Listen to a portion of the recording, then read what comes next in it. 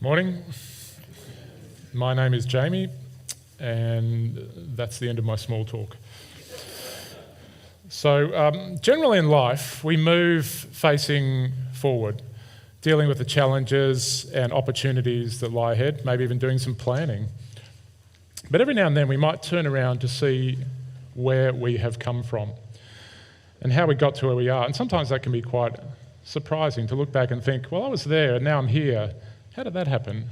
And you can identify those little turning points and changes that happened along the way that resulted in you ending up where you are. And I want to give you some extreme examples of this kind of a thing. Oh. So I was going to make you guess who the guy on the left is, but he's the guy on the right, just from an earlier time. So our Prime Minister was a young man raised by a single mum with debilitating rheumatoid arthritis in the inner western suburbs of Sydney.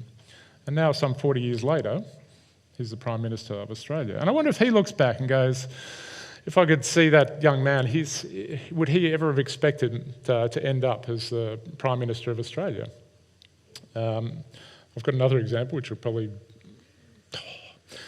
So the little girl on the left is Taylor Swift as a little girl. And she was a bit of a loner at school, didn't really fit in, but she liked music, she liked singing, and she wanted to have that as her career.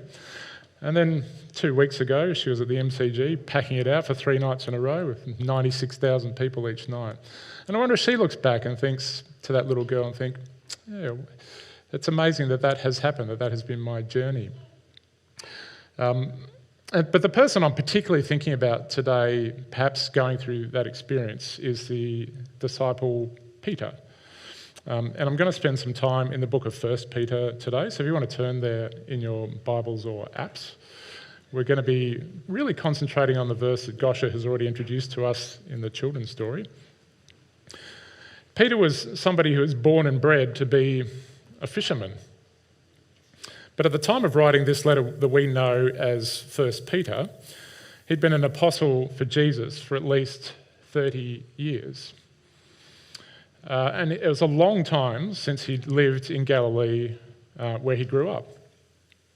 And in fact, he's probably now residing in Rome when this letter is written, from the context of the letter. And like a lot of letters in the New Testament, after the initial greeting that he writes there, he bangs straight into doctrine, which you'll see if you have it open. So he makes these points about God has given us a new birth, and we see this in the resurrection of Jesus, and there's a promise of the inheritance we have ahead of us in heaven. And in the meantime, we will have trials and problems which help to refine and purify our faith. But then when you get to verse 8, it's almost like he interrupts his doctrinal dissertation to say this key verse. You have not seen him, but you love him. You do not see him now, but you believe in him, and so you rejoice with an indescribable and glorious joy. It's like he's just really struck by this situation, that he's writing from Rome, and who's he writing to? He's actually writing to people who live in what we would now call Turkey. It lists at the start of the chapter there, Pontus, Galatia, Cappadocia, Asia and Bithynia, which... Oh, good. Anyway, so that's a new map with an old map superimposed upon it. So up here we have Rome, which is where Peter is probably at this point when he's writing his letter. Down here, next to me, is Jerusalem, which is where a lot of all this started.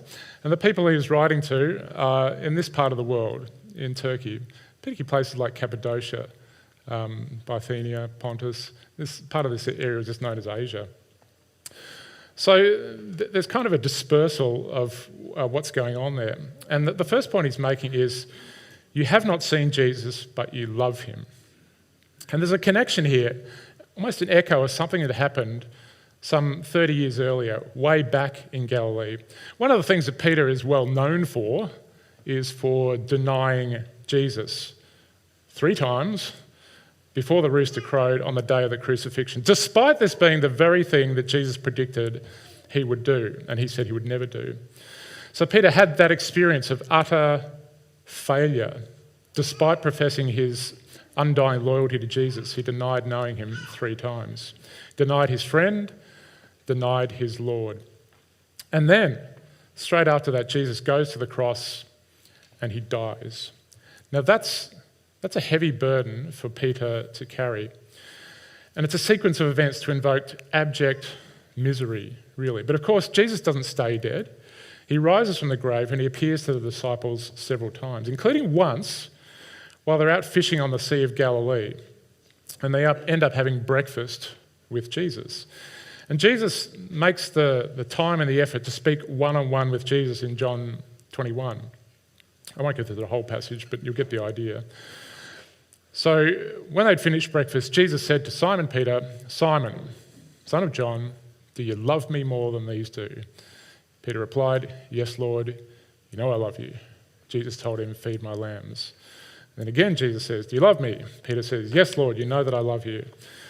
Jesus again says, "Do you love me?" Peter says, a little bit exasperated, "Lord, you know all things, you know that I love you." So after rejecting or denying Jesus 3 times, he gets face to face to say to Jesus that he loves him. And each time Jesus instructs Peter, "Feed my lambs, take care of my sheep, feed my sheep." So Jesus reinstates Peter and instructs him what he'll be doing. He's never going back to fishing. He's going to be a shepherd of people from then on. He's going to spiritually feed and take care of people. And so his life of ministry begins and continues for several decades, during which time he travels and, as I said, probably wound up in Rome. And he could look back on his own experience. He knew Jesus. He walked and talked with Jesus. He saw the miracles. He heard the parables, the teachings. He saw the care he had for hundreds of afflicted people. And he was part of the inner core, the inner circle of Jesus' relationships. There was clearly a great friendship between the two of them. In fact, he's the only person I can think of, and I'm willing to be corrected on this, who got to say to Jesus, "I love you." And he said it 3 times. So here's Peter writing this letter, taking stock of this situation. He's now in Rome, and he's writing to people in Asia Minor or Turkey, thousands of kilometres away from Galilee and Jerusalem. And he's obviously struck by the fact that these people never met Jesus, never heard him speak, never spent time with him, never even saw him, but they love him. And he could think to himself, well, I know why I love him, because I spent time with him face to face. But how do these people love him? Why do these people love Jesus? It's kind of miraculous that these people in these churches in Asia Minor, that they should experience this great affection and devotion to Jesus. So how? How does that happen? And a big part of that answer is that the core of the Christian message is attractive. It appeals to the heart. It inspires a love response. Even in our post-Christian culture, we still understand this. Our culture still understands this to some degree. You may say, why do I say that? Because our society no longer holds pretty much anything sacred, but there are some things we still, as a community, as a culture, generally speaking, still hold sacred. And if you travel to the centre of our city in the 1960s, that's what the Shrine of Remembrance setup used to look like. You go down St Kilda Road and you can see the shrine up on the hill there. It looks a bit, well, that's a more modern picture of the Shrine of Remembrance. And inside the main sanctuary, there's a little tablet down on the floor, which you can see the light shining down on. And on that is written, "Greater love hath no man." It's a place of great solemnity and seriousness that even our post-Christian culture still references and reveres. And of course it's a Bible reference to John 15:13, which are the words of Jesus, who said, "Greater love hath no man than this, that a man lay down his life for his friends." Even our culture recognises this as the ultimate gesture of love. And this is the central theme of the Christian message. Jesus, the Son of God, loves us so much that he's prepared to lay down his life for us.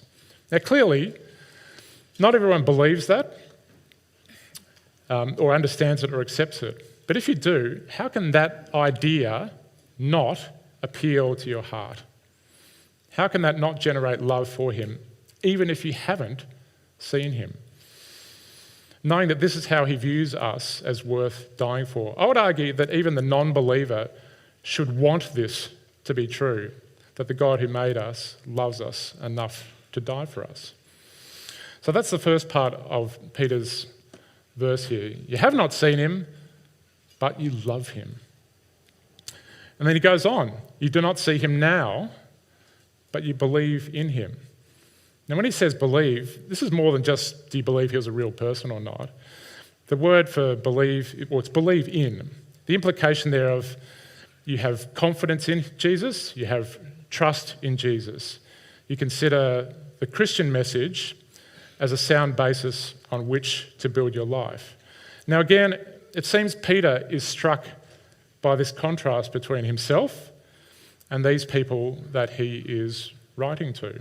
Peter had every reason to trust in Jesus, to have confidence in Jesus. He'd had years of day-to-day living with him, and he saw how Jesus could handle every and any situation. People would come to him with needs and problems. Jesus could help them and he could heal them. People would come to him and listen to his teaching, and all of them were struck by the depth of his wisdom and understanding. Other people would come to him to attack him and denigrate him, and Jesus would challenge them, he would question them, he would mock them, he would make their heads spin and make them so unsure of their own position that they would be too afraid to challenge him again. But instead they plotted to kill him. And even then, he used that for his good purpose. So if ever a person showed that he knew what he was doing in life, Peter knew it was Jesus. I was thinking about the leaders that we have in the world today, how they contrast with that. Inevitably, any leader that we have shows their human frailty and their hypocrisy. I didn't want to get into current politics, but I wanted to give you an illustration. I don't know if anybody saw the Napoleon movie that came out recently. It's a fairly grim kind of an affair. But Napoleon, he was a military genius who won dozens of battles across Europe, probably more than any general in history. But was he always a leader that was worth following? Well, when he took on Russia, yeah, probably not. In a disastrous campaign, he went in with 600,000 soldiers to conquer Russia. And he left with less than half that in defeat and disarray, and with Napoleon himself going off into exile. But then he kind of got bored with exile, and so he escaped, and the French army was sent out to intercept him and to stop him. And so they stop him on the road there, and here he is marching along, trying to make his way back to Paris, and they're supposed to stop him. And he says to them, apparently according to history, "Here I am, kill your emperor if you wish."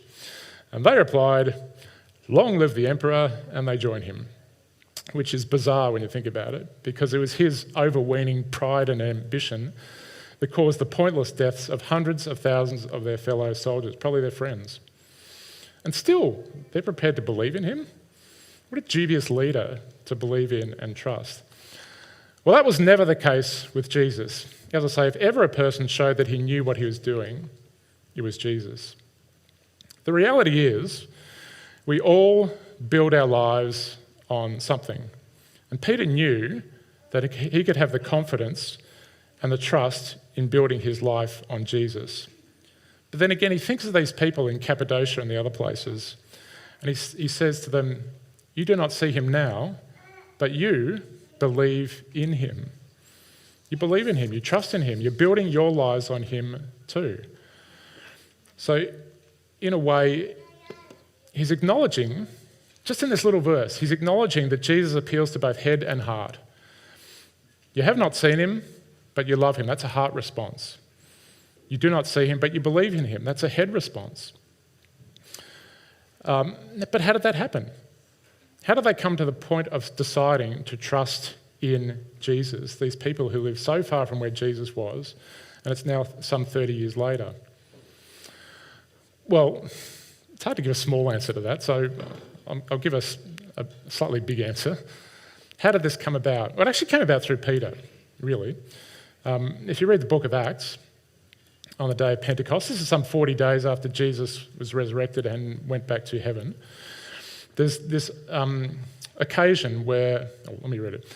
And I've skipped a few verses out here so you can read that for yourself in context. When the day of Pentecost had come, they were all together in one place, the disciples. All of them were filled with the Holy Spirit, and they began to speak in languages as the Spirit enabled them. Now there were devout Jews from every nation under heaven residing in Jerusalem. When this sound occurred, a crowd gathered and was in confusion. Parthians, Medes, Elamites, residents of Mesopotamia, Judea, Cappadocia, Pontus and the province of Asia, Phrygia and Pamphylia, Egypt and so on. So at this occasion, there's God-fearing devout Jews from all manner of places that come together in Jerusalem, and they heard Peter speak to them about Jesus.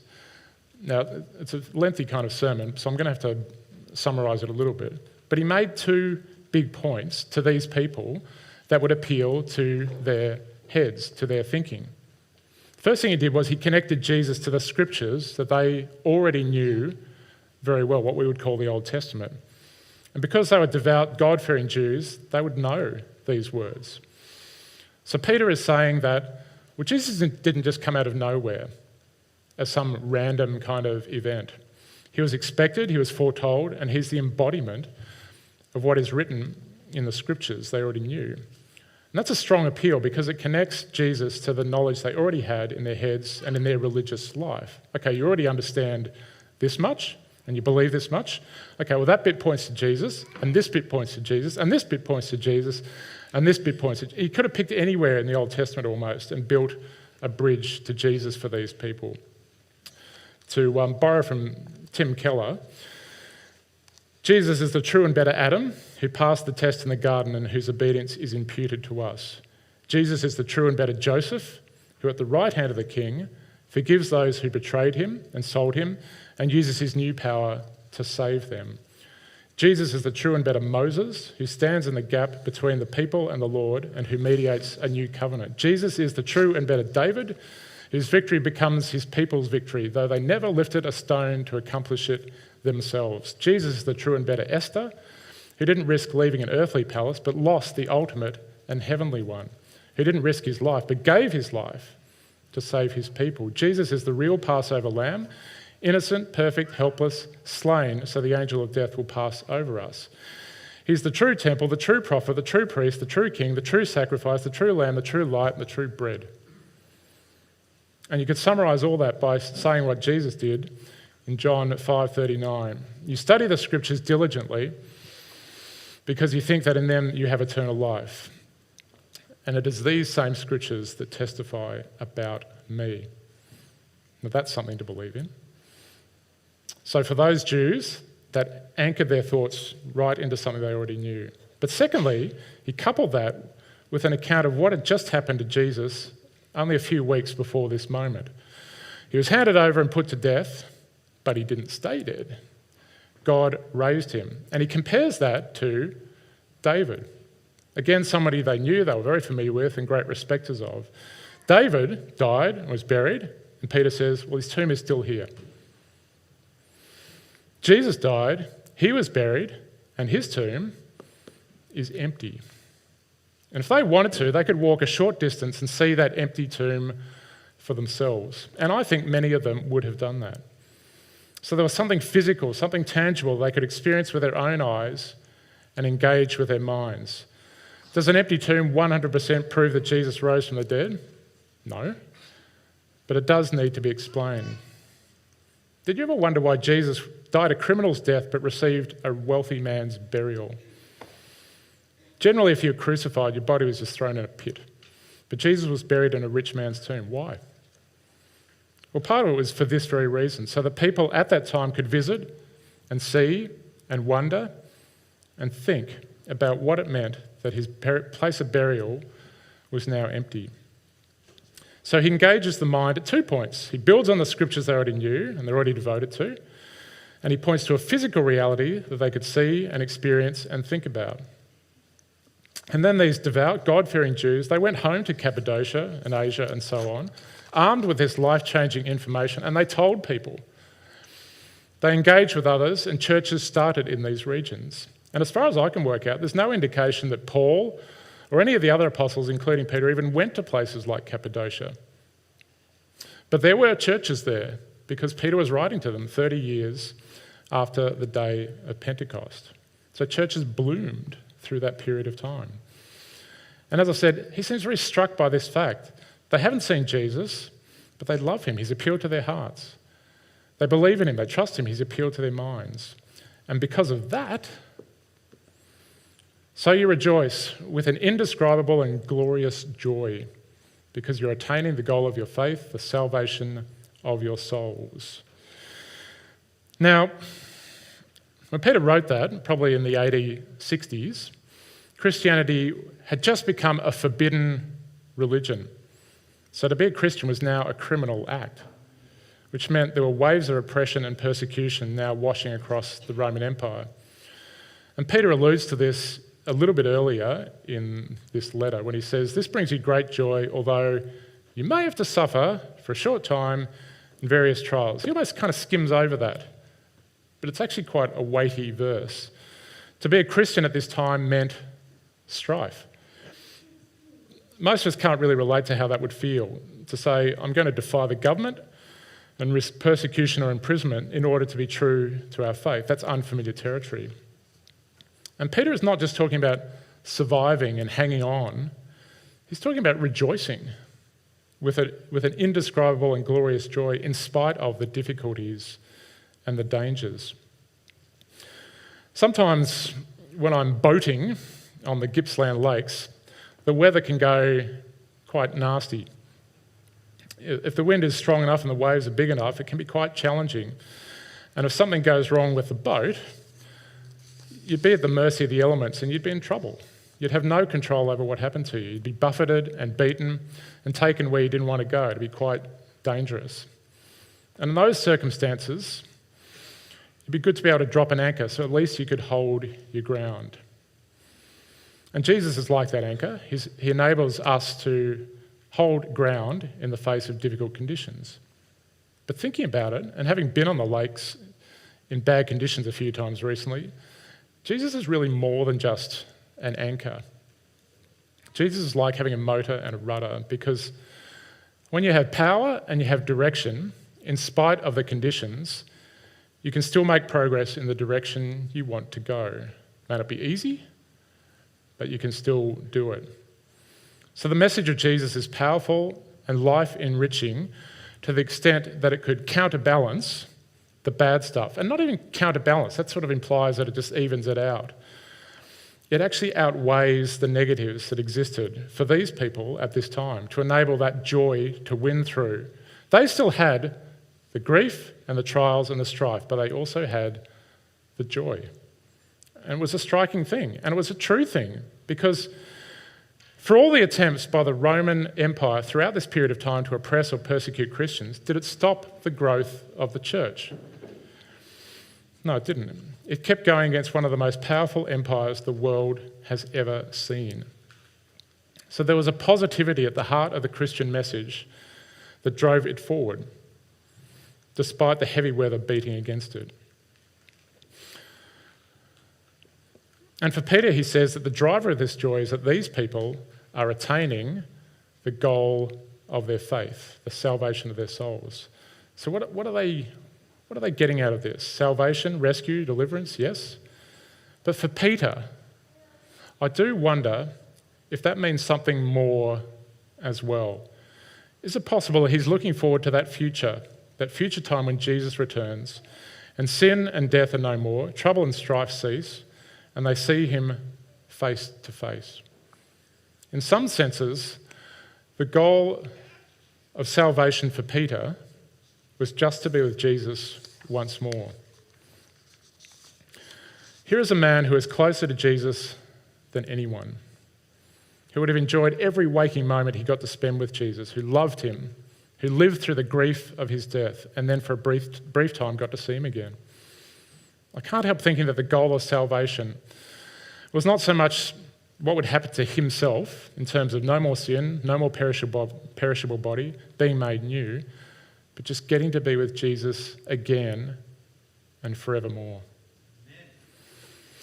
Now, why have I told you all this about Peter's interest in these people and their experience of Jesus in Cappadocia and the like? I tell you all this because this is you. If you are here or you're watching online and you're a Christian, you have not seen him, but you love him. You do not see him now, but you believe in him. And like those Cappadocians and others, you are separated in time and in distance from when and where Jesus walked the earth. They were about 1,000 kilometres from Jerusalem, and it was about 30 years later. You are about 13,000 kilometres from Jerusalem, and it's about 2,000 years later. And yet, Jesus still appeals to the heart and to the head. And here you are. Here we are. And in the midst of the trials and difficulties and challenges and grief we often have, he still gives us that possibility of rejoicing with an indescribable and glorious joy because of who he is, what he's done, and what is coming. You have not seen him, you do not see him now, but you will see him and rejoice.